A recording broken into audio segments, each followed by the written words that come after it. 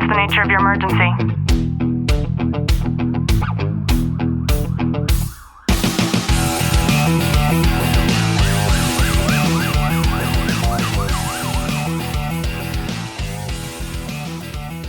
Welcome back to the Talk to Living podcast. I'm your host, Ashley Welton, joined by Sergeant Welton. Clint, how are you? I'm good. During all things George Floyd, we're pre-recording this episode and it is Memorial Day weekend. So of course that's kind of top of mind for a lot of people, especially people in law enforcement. But what I remember during that time, because things were so uncomfortable, right? Like the last 4 years were so uncomfortable. And I don't think that as an American citizen in our lifetime that I've ever felt more unsafe in our country than I had in the last 4 years. And what I remember a lot of people saying, several times I heard this, and it was because of incidents that I would see that took place, is that you are your own first responder in your home. And you absolutely should be, right? Like the training, the tools that you have available, the things that you're going to be capable of doing in a moment's notice if the time arises and you should need to do so.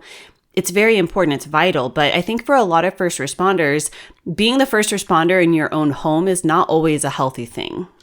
No, and it definitely can be a hindrance on so many different aspects. It can affect your relationships and everything like that. You need to have a balance with it, and you're not always the one in charge. You're not always the one having to be the boss, and it's being okay with releasing that responsibility and sharing it and having a partnership with your spouse, with your loved ones, whoever you may live with. And it's important because if you're coming home and just taking charge and being the cop at home every day, then it's going to create a divide amongst your relationships within your household.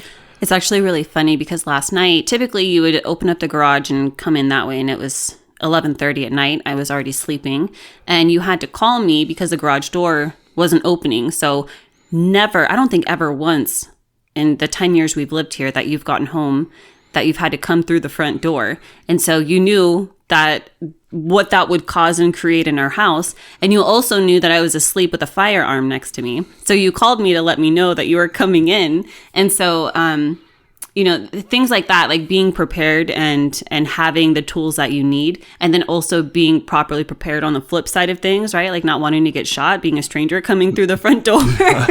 Of course, like I wouldn't have reacted that way anyways, but I think that those are things that are healthy, but there are some signs that you could be operating in first responder mode at home in an unhealthy way. And one of them might be that you jump into this sort of fix it mode instead of listening. So let's say that your spouse shares something that they're struggling with, and then you immediately offer solutions. You're literally trained tactically to do that out there in the public.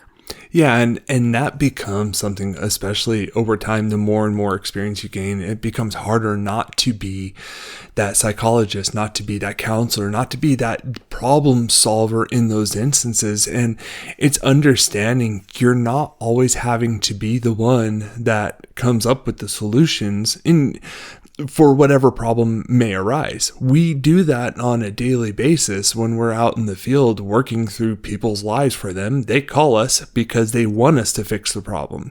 In your home life, you're not being called to fix a problem. You're being called most of the time, not all the times, but most of the time, just to listen and to be that ear of support. Yeah, another example of this is that you could try to manage emotions like you manage chaos on a scene. So let's say an example of that could be that you treat a child's meltdown like a crisis response.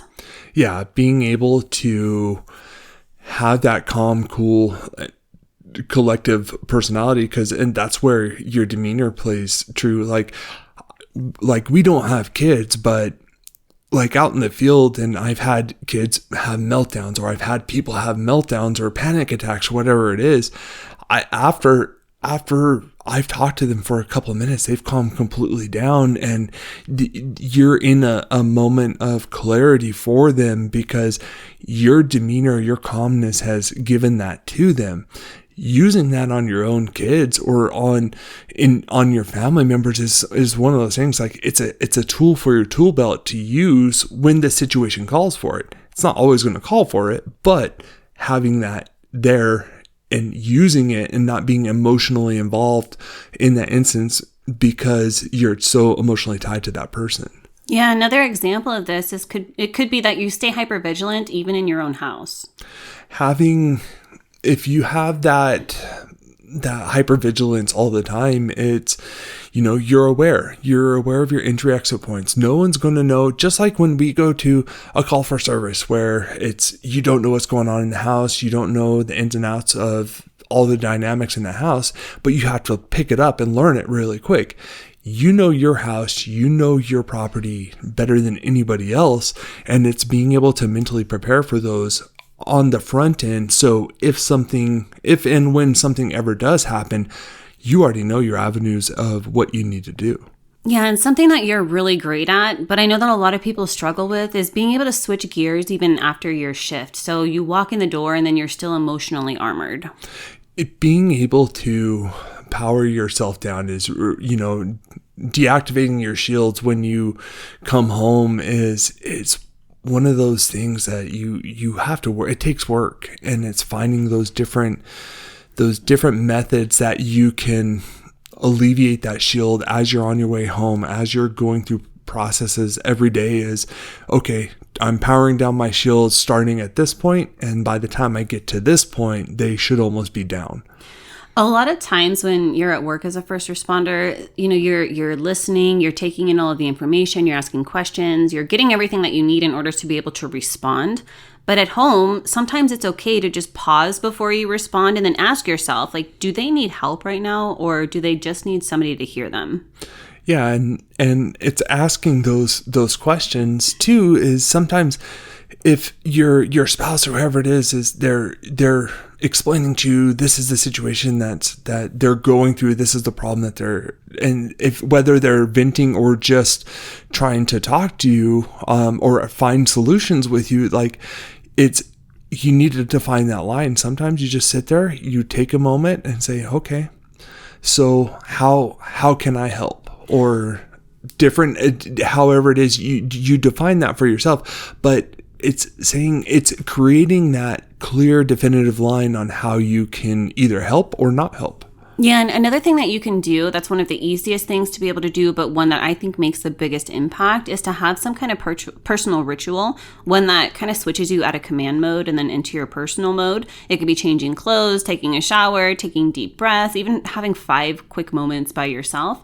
I know for us, like, you have some practices that you do en route home, even before you come home, taking off your gear and things like that at the station, and leaving things at the station. And also coming home, I think for you, it's the dogs make it to you before I do in order to be able to kiss you and say hello and welcome home. They always beat me. And, setting down all of that gear, making sure that, you do whatever you need to do at home in order to be able to truly plug in when you're at home. Yeah, and just like when you're getting ready for the day, you're getting your mental mindset ready. You're putting on your shield. You're putting on your okay, I'm in cop mode now, and then taking it off at the end of the day. Like, in my brain, I think it's a subconscious thing. Is it's working. It's powering down. It's going off. I'm taking off my uniform. I'm going through those steps, and then the final straw is when I put my keys and wallet onto the countertop. Now, in my mind, that shield is completely down. Another thing, too, is to just allow space for emotions without needing to solve them. So sometimes the most powerful response is just empathy. It's not usually action. Yeah, having an empathetic ear, it can make a huge impact. And I think it's important not only in your own personal life, but to have that in the public, too, when you are actually being a police officer. We need to find empathy in what we do, and there's times and places to not have empathy, but there's a lot of times and places where we can be empathetic without opening ourselves up to any hazards or danger.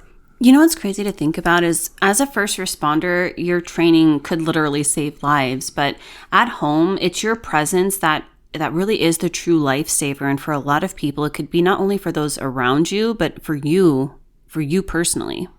Yeah, having that it's really, you have to have that understanding of yourself and of who you are as an individual, but being able to be that support beacon, not only for yourself, but for your family. And having that divide is super important, and being able to have that on off switch that you can turn it on and if you need to in a second, or turn it off just as fast.